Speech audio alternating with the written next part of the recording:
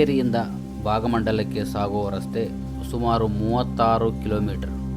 ಪಶ್ಚಿಮ ಘಟ್ಟಗಳ ಮಡಿಲಲ್ಲಿ ಪ್ರಕೃತಿಯ ಸೌಂದರ್ಯವನ್ನು ಸವಿಯುತ್ತಾ ಸಾಗುವ ಅದ್ಭುತ ಪ್ರಯಾಣ ನಿಜಕ್ಕೂ ತುಂಬಾ ಅದ್ಭುತವಾಗಿರುತ್ತದೆ. ಕಾಫಿ ತೋಟ ಮತ್ತು ದಟ್ಟ ಕಾಡುಗಳ ರಸ್ತೆಯ ಎರಡೂ ಬದಿಯಲ್ಲಿ ಸಾಲಾಗಿ ನಿಂತಿರುವ ಹಸಿರು ಕಾಫಿ ಎಸ್ಟೇಟ್ಗಳು, ಸಾಂಬಾರು ಪದಾರ್ಥಗಳ ತೋಟಗಳು ಮತ್ತು ಬೃಹತ್ ಮರಗಳು ಕಣ್ಣಿಗೆ ತಂಪು ನೀಡುತ್ತವೆ.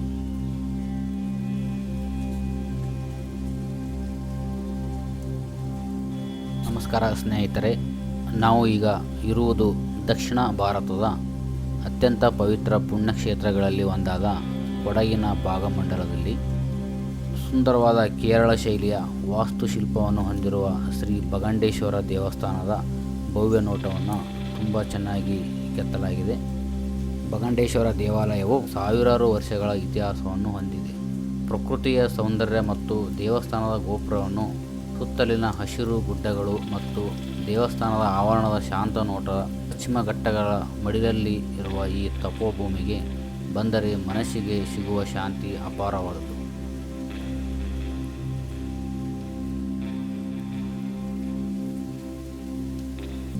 ಇಲ್ಲಿ ಕಾವೇರಿ, ಕನ್ನಿಕೆ ಮತ್ತು ಭೂಗತವಾಗಿ ಹರಿಯುವ ಸುಜ್ಯೋತಿ ನದಿಗಳು ಒಟ್ಟಿಗೆ ಸೇರಿ ತ್ರಿವೇಣಿ ಸಂಗಮವಾಗುತ್ತದೆ.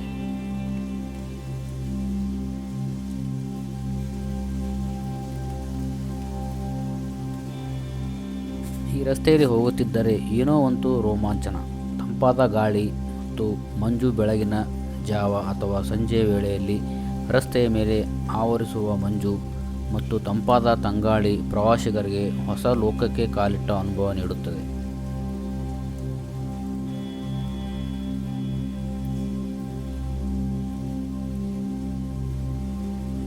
ಮತ್ತು ಅಕ್ಕಪಕ್ಕದಲ್ಲಿ ಹರಿಯುವ ಜುರು ಜರಿಗಳು. ಮಳೆಗಾಲದಲ್ಲಂತೂ ರಸ್ತೆಯ ಪಕ್ಕದಲ್ಲೇ ಸಣ್ಣ ಸಣ್ಣ ಜಲಪಾತಗಳು ಮತ್ತು ಕಲ್ಲುಗಳು ಮೇಲಿಂದ ಹರಿಯುವ ನೀರು ಸೌಂದರ್ಯವನ್ನು ದುಪ್ಪಟ್ಟುಗೊಳಿಸುತ್ತದೆ. ವಕ್ರ ರಸ್ತೆಗಳು, ಘಾಟ್ ರಸ್ತೆಯ ತಿರುವುಗಳು ಮತ್ತು ಪಕ್ಕದಲ್ಲೇ ಜತೆಯಲ್ಲಿ ಹರಿಯುವ ಕಾವೇರಿಯ ಸಣ್ಣ ಸಣ್ಣ ಹರಿವು ಪ್ರಯಾಣದ ಕಾತರವನ್ನು ಹೆಚ್ಚಿಸುತ್ತದೆ. ಪಶ್ಚಿಮ ಘಟ್ಟಗಳ ನಡುವೆ ಹಸಿರು ಬೆಟ್ಟಗಳು ಮತ್ತು ಮಂಜು ಆವರಿಸಿರುವ ವಾತಾವರಣದಲ್ಲಿ ಎರಡು ಬದಿಯಲ್ಲಿ ದಟ್ಟ ಕಾಡು, ಕಾಫಿ ತೋಟಗಳ ತಂಪಾದ ಗಾಳಿ ಮತ್ತು ಹಾದಿಯುದ್ದಕ್ಕೂ ಜೊತೆಯಾಗುವ ಕಾವೇರಿಯ ಮಡಿಲು ನಿಮ್ಮನ್ನು ಬೇರೆ ಲೋಕಕ್ಕೆ ಕರೆದೊಯ್ಯುತ್ತದೆ. ಈ ಸುಂದರವಾದ ರಸ್ತೆಯಲ್ಲಿ ಸಾಗಿದರೆ ಯಾವ ಥರ ರೋಮಾಂಚನವಾಗುತ್ತದೆ ಅಂತ ನೀವೇ ನೋಡ್ಬೋದು. ತಲಕಾವೇರಿಗೆ ಭೇಟಿ ನೀಡಲು ಸೂಕ್ತವಾದ ಸಮಯವೆಂದರೆ ಸೆಪ್ಟೆಂಬರ್ನಿಂದ ಮಾರ್ಚ್ ಅತ್ಯಂತ ಸೂಕ್ತವಾದ ಸಮಯ. ಮಳೆಗಾಲದ ನಂತರ ಇಲ್ಲಿನ ಪ್ರಕೃತಿ ಕಣ್ಣಿಗೆ ತಂಪು ನೀಡುತ್ತದೆ. ನೀವು ಮಳೆ ಸವಿಯಲು ಇಷ್ಟಪಡುವವರಾಗಿದ್ದರೆ ಜುಲೈ ಆಗಸ್ಟ್ನಲ್ಲಿ ಬರಬಹುದು. ಆದರೆ ಬೆಟ್ಟ ಹತ್ತುವಾಗ ಜಾಗರೂಕರಾಗಬೇಕು ಮತ್ತು ಇದರ ಸಮಯ ಬಂದುಬಿಟ್ಟು ಬೆಳಿಗ್ಗೆ 6ರಿಂದ ಸಂಜೆ 6ರವರೆಗೆ ಮಾತ್ರ ತೆರೆದಿರುತ್ತದೆ.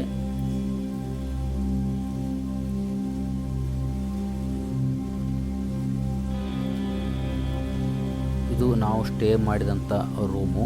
ತುಂಬಾ ಚೆನ್ನಾಗಿದೆ ಇದು ಸ್ಟೇ ಮಾಡಲು. ಇದು ಬೆಟ್ಟ ಗುಡ್ಡಗಳ ಹಸಿರು ಪರ್ವತಗಳ ಮಧ್ಯದಲ್ಲಿ ಇರ್ತಕ್ಕಂಥ ಸುಂದರವಾದ ಸ್ಟೇ ರೂಮ್ ಅಂತ ಹೇಳ್ಬೋದು. ಇದು ಭಾಗಮಂಡಲ ತಲಕಾವೇರಿ ಹೋಗುವ ರಸ್ತೆಯಲ್ಲಿ ಇರುತ್ತದೆ. ನೀವು ಒಂದು ಟೈಮ್ ಇದಕ್ಕೆ ಭೇಟಿ ನೀಡಿ. ನಾವು ತೋರಿಸ್ತಾ ಇದ್ವಿ, ಇದು ಒಳಗಡೆ ಇರ್ತಕ್ಕಂಥ ಒಂದು ರೂಮ್. ಇದು ಇಬ್ಬರು ಮಲಗಿಕೊಳ್ಳುವಂಥ ಒಂದು ಬೆಡ್ಡನ್ನು ಕೊಡ್ತಾರೆ. ಹಾಸಿಗೆ, ಗಾದಿ ಸಮೇತ ಎಲ್ಲ ಇರುತ್ತದೆ. ಸುಂದರವಾದ ವಿಶಾಲವಾದ ರೂಮ್ ಕೂಡ ಇದೆ ಇದು. ಮತ್ತು ನಾವು ಬಟ್ಟೆಗಳನ್ನು ಇಟ್ಟುಕೊಳ್ಳಲು ಒಂದು ವಾರ್ಡ್ರೋಬ್ ಕೂಡ ಇಟ್ಟಿದ್ದಾರೆ ಅಂತ ಹೇಳ್ಬೋದು. ಇಲ್ಲಿ ತುಂಬ ನೀಟಾಗಿದೆ. ಮತ್ತು ಬಾತ್ರೂಮ್ ಅಂತೂ ಒಂದು ಲೆವೆಲ್ ತುಂಬಾ ಚೆನ್ನಾಗಿದೆ, ನೀಟಾಗಿದೆ. ಒಳ್ಳೆ ಕಾವೇರಿ ನೀರು ಬರುತ್ತೆ ಸ್ನಾನ ಮಾಡೋದಕ್ಕೆ. ಬಿಸಿ ನೀರು ಕೂಡ ಕೊಡುತ್ತಾರೆ ಅವರು. ಇದು ಹೊರಗಡೆ ಇರ್ತಕ್ಕಂಥ ಹೊರಾಂಗಣ. ಇಲ್ಲಿಂದ ಸುಂದರವಾದ ದೃಶ್ಯನೂ ಕೂಡ ಕಾಣುತ್ತದೆ. ನೀವು ಒಂದು ಟೈಮ್ ಈ ಕಡೆ ಏನಾದರೂ ಬಂದರೆ ಭಾಗಮಂಡಲ ಮತ್ತು ತಲಕಾವೇರಿ ಮಧ್ಯದಲ್ಲಿ ಇರ್ತಕ್ಕಂಥ ಈ ಸ್ಟೇಯಲ್ಲಿ ಮಾಡೋದನ್ನು ಮರಿಬೇಡಿ. ಇದರ ನಂಬರ್ ನಾನು ಹಾಕಿರ್ತೀನಿ ಡಿಸ್ಕ್ರಿಪ್ಷನಲ್ಲಿ, ದಯವಿಟ್ಟು ಮೀಟಾಗಿ.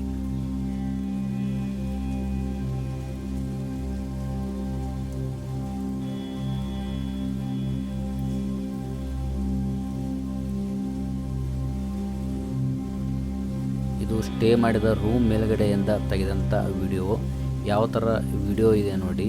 ನಾನು ಬೆಳಿಗ್ಗೆ 6 ಗಂಟೆಗೆ ಈ ಥರ ಮಂಜು ಬಿದ್ದಿದ್ದು ಸುತ್ತಮುತ್ತಲು ಇರ್ತಕ್ಕಂಥ ಇದೊಂದು ವಾತಾವರಣ. ಸ್ಟೇ ಮೇಲ್ಗಡೆಯಿಂದ ನಾನು ವಿಡಿಯೋ ಮಾಡಿರತಕ್ಕಂಥ ಒಂದು ಸುಂದರವಾದ ದೃಶ್ಯ ನೋಡಿ. ಇದು ನಾವು ಸ್ಟೇ ಮಾಡಿದ ರೂಮ್ ಕೆಳಗಡೆ ಇರ್ತಕ್ಕಂಥ ಶಾಪಿಂಗ್ ಮಾಲ್ ಅಂತ ಹೇಳ್ಬೋದು. ಇಲ್ಲಿ ವಿಧ ವಿಧವಾದಂಥ ಸಾಂಬಾರು ಪುಡಿಗಳು ಸಿಗುತ್ತವೆ. ಇಲ್ಲಿ ಕಾಫಿ ಪುಡಿ ಕೊಡಗು ಕಾಫಿಗೆ ಪ್ರಸಿದ್ಧವಾಗಿದ್ದು ಶುದ್ಧವಾದ ರೋಬಸ್ಟಾ ಅಥವಾ ಅರೇಬಿಕಾ ಕಾಫಿ ಪುಡಿಯನ್ನು ಖರೀದಿಸಬಹುದು. ಮತ್ತು ಇಲ್ಲಿ ನಾವು ಮಸಾಲೆ ಪದಾರ್ಥಗಳನ್ನು ಏಲಕ್ಕಿ, ಕಾಳು ಮೆಣಸು, ಲವಂಗ ಮತ್ತು ದಾಲ್ಚಿನ್ನಿ, ಕೊಡಗು ಜೇನುತುಪ್ಪ ಕೂಡ ಇಲ್ಲಿ ಸಿಗುತ್ತದೆ. ಇಲ್ಲಿನ ಶುದ್ಧ ಜೇನುತುಪ್ಪ ತುಂಬ ಪ್ರಸಿದ್ಧ. ಮತ್ತು ಇಲ್ಲಿ ಅವರೇ ತಯಾರಿಸಿದ ಹೋಮ್ ಮೇಡ್ ವೈನ್ ಕೂಡ ಇಲ್ಲಿ ಸಿಗುತ್ತದೆ. ವಿವಿಧ ಹಣ್ಣುಗಳಿಂದ ಮಾಡಿದ ದ್ರಾಕ್ಷಿ, ಶುಂಠಿ, ಕಾಫಿ ಇತ್ಯಾದಿ ವೈನ್ಗಳನ್ನು ನಾವು ಇಲ್ಲಿ ತೆಗೆದುಕೊಳ್ಳಬಹುದು. ಇವಾಗ ನಾವು ತಲಕಾವೇರಿಗೆ ಹೋಗ್ತಾ ಇದ್ದೀವಿ. ಗೇಟಿಂದ ಒಳಗಡೆ ಹೋಗಬೇಕು. ಅಲ್ಲಿಂದ ಕಾರ್ ತಗೊಂಡು ನಾವು ತಲಕಾವೇರಿಯ ಮೇನ್ ಡೋರ್ ಮುಂದುಗಡೆ ಇರ್ತಕ್ಕಂಥ ಪಾರ್ಕಿಂಗನ್ನು ಮಾಡಿ ಇಲ್ಲಿ ಪಾರ್ಕಿಂಗನ್ನು ಮಾಡಬಹುದು. ಮಾಡಿದ ನಂತರ ನಾವು ಇಲ್ಲಿಂದ ನಡೆದುಕೊಂಡು ಮುಂದೆ ಕಾಣ್ತಕ್ಕಂಥ ಇದು ಮೇನ್ ದ್ವಾರಬಾಗಿಲು.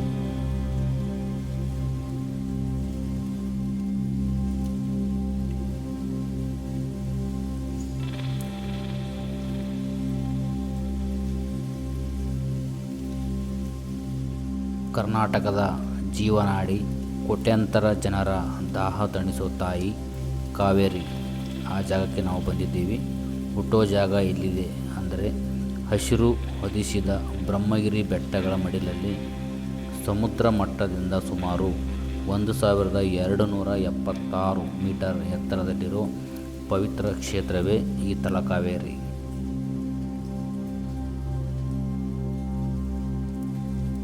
ಒಂದಿಷ್ಟು ಮೆಟ್ಟಿಲುಗಳನ್ನು ಹತ್ತಿಕೊಂಡು ಮೇಲೆ ಹೋದರೆ ನಮಗೆ ತಲಕಾವೇರಿಯ ಉಗಮ ಸ್ಥಾನ ಸಿಗುತ್ತದೆ.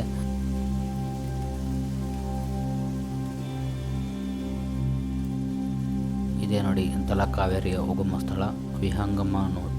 ಇದು ಇಲ್ಲಿಂದನೇ ಉಗಮವಾಗೋದು ಕಾವೇರಿ.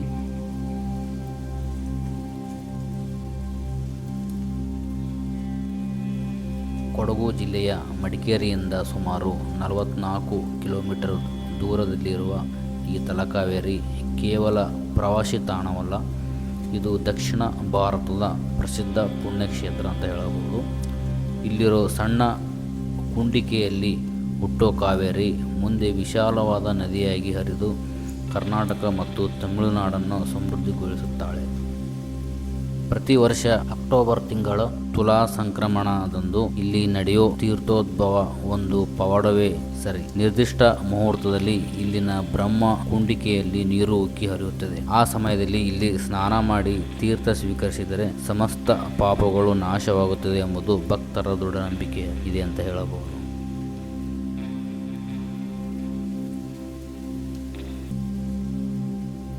ದೇವಸ್ಥಾನದ ದರ್ಶನ ಪಡೆದ ನಂತರ ಹಿಂಭಾಗದಲ್ಲಿರೋ ಬ್ರಹ್ಮಗಿರಿ ಬೆಟ್ಟಕ್ಕೆ ಮೆಟ್ಟಿಲುಗಳ ಮೂಲಕ ಹತ್ತಬಹುದು. ಬೆಟ್ಟದ ತುದಿಗೆ ತಲುಪಿದರೆ ಸಿಗೋ ನೋಟ ನಿಜಕ್ಕೂ ಅದ್ಭುತ. ಸುತ್ತಲೂ ಚಾಚಿಕೊಂಡಿರುವ ಪಶ್ಚಿಮ ಘಟ್ಟಗಳ ಹಸಿರು ಬೆಟ್ಟಗಳು ಮತ್ತು ಮೋಡಗಳ ಆಟ ನಿಮ್ಮ ಪ್ರಯಾಣದ ಆಯಾಸವನ್ನೆಲ್ಲ ಮರೆಸುತ್ತದೆ.